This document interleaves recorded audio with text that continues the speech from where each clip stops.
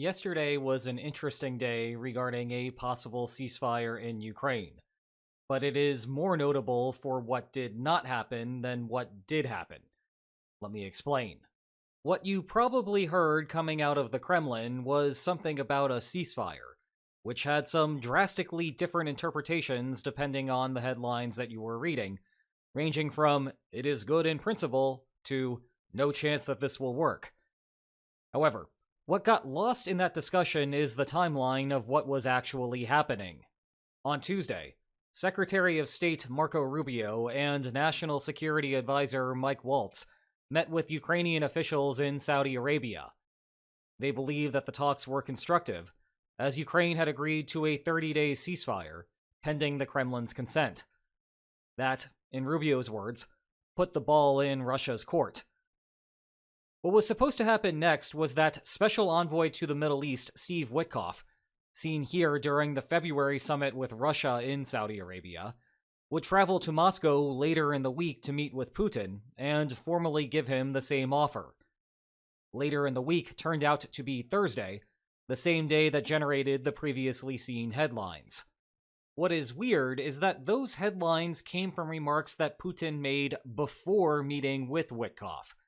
The Russian president was double booked that day, also having a meeting with Belarusian President Alexander Lukashenko. Even if you only saw this clip in the news yesterday, you might have picked up on that by looking at the flags behind Putin. And if you did not, here is the wider shot of the two of them.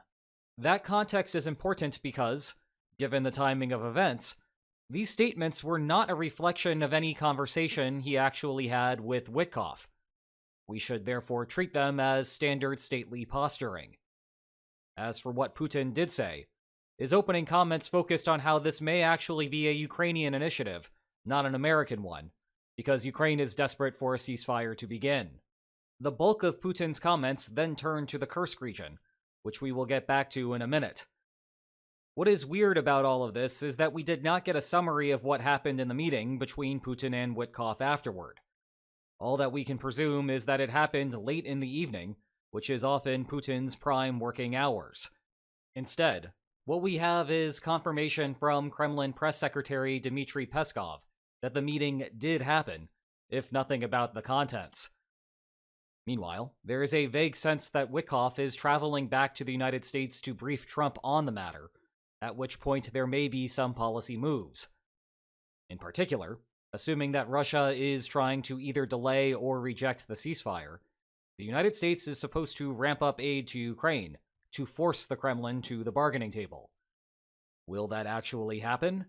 Well, Trump, for his part, hosted NATO Secretary General Mark Rutte that day.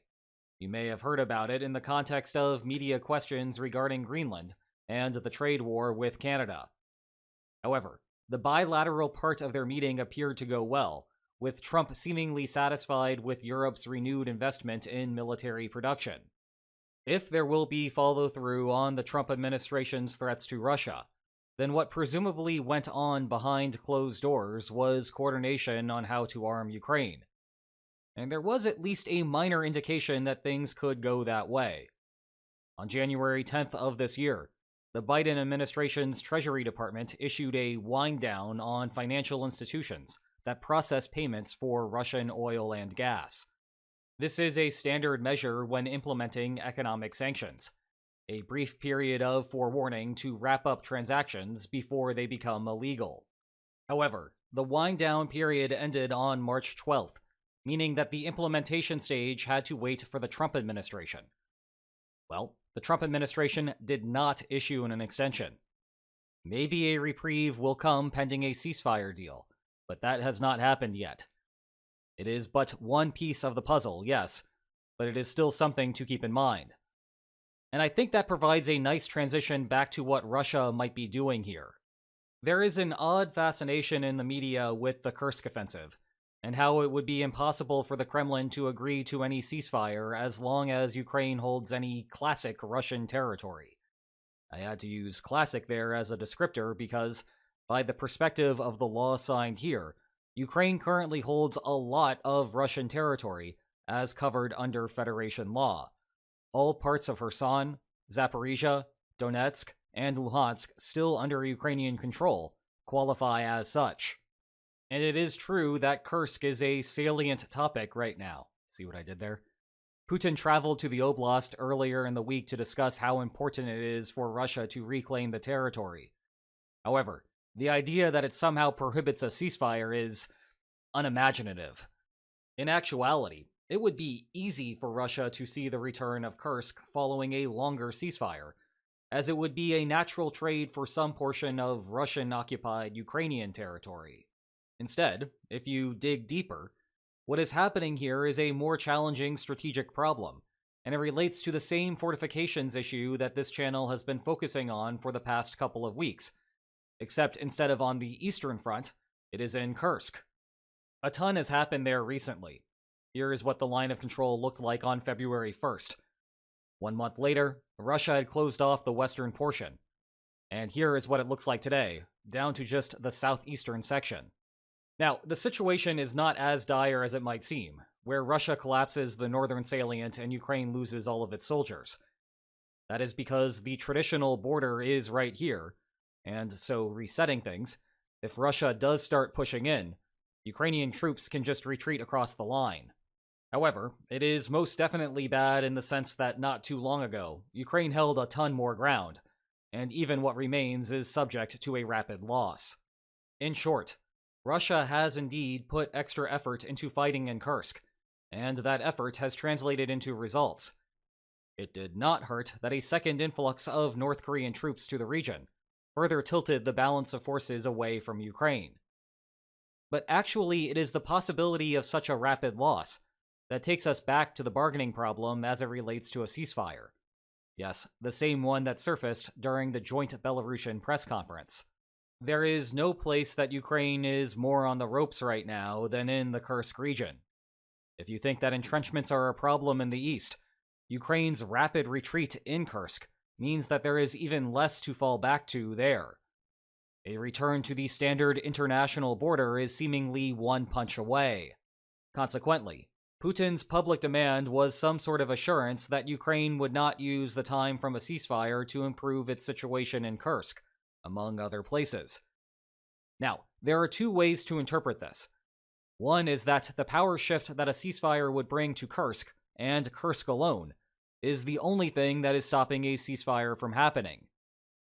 To further the boxing metaphor, the Kremlin thinks that it is about to hit the knockout punch in Kursk, and does not want Ukraine to be saved by the bell.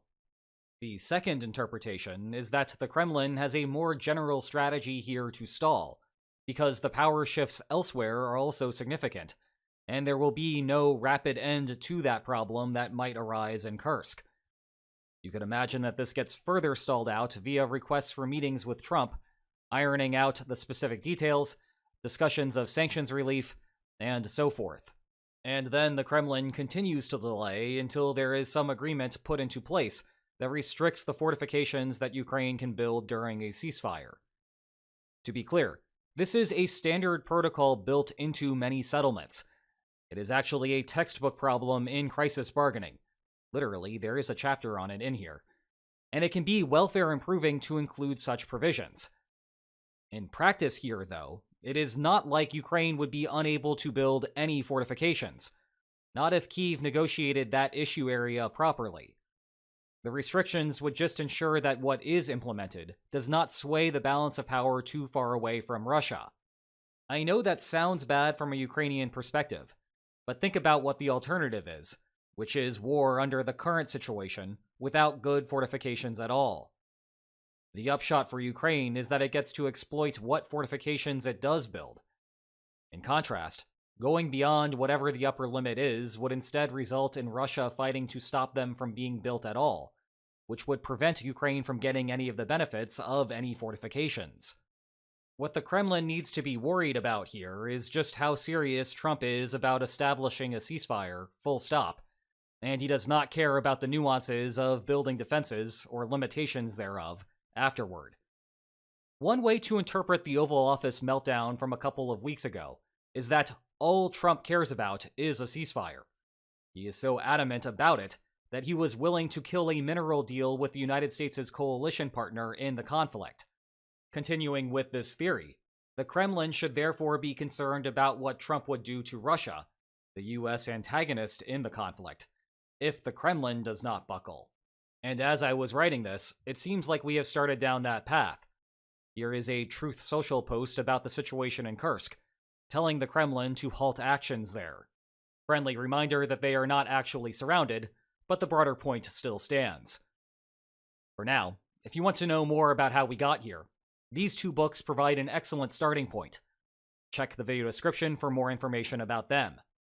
And if you enjoyed today's video, please like, share, and subscribe, and I will see you next time. Take care.